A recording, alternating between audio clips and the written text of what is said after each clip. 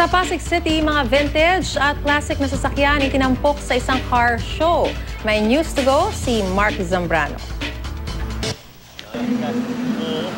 Mahigit 40 classic at modern British car models ang tinampok sa kauna-unahang Great British Auto Show dito sa Capital Commons sa Pasig.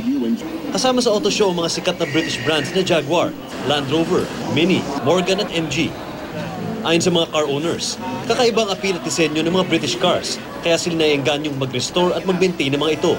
Isa sa mga kinagiliwan ng mga taong pumunta dito sa British Auto Show, etong Mini 40 na ito. Ito yung last model na ganito kalaki bago mag-transition itong ganitong model ng kotse towards the modern design na mas malapad saka mas mahaba.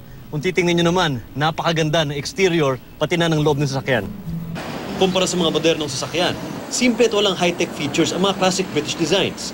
Bagay na kinagiliwan ng mga restorers at collectors. Kahit naka-park lang sa garahe, parang iba yung nakakalisit ng stress. Iba yung talaga ng lalo nitong Mini Cooper. Iba yung mararamdaman mo talaga. Kahit natirik siya iba hindi siya komportableng sakyan.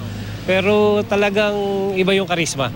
Ang disenyo mismo ng mga British cars ang dahilan kung bakit malapit ang mga ito sa puso ng mga Pinoy car fans.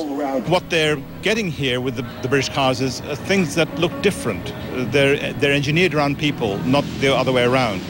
Yes, I mean, not everybody can afford an iconic-looking car, but when you can, people look to cars that are special. Tampok sa auto show ang mga British cars na may Pinoy modifications, tulad ng Mini Cooper na may trailer, extended limousine version, van version at jeep version. May mga food stalls din na maaaring ma-enjoy ng buong pamilya. Kinikilala ang UK bilang global excellence sa automotive design. Lumalaki na rin daw ang market ng British cars sa buong mundo. Mark Zambrano, GMA News.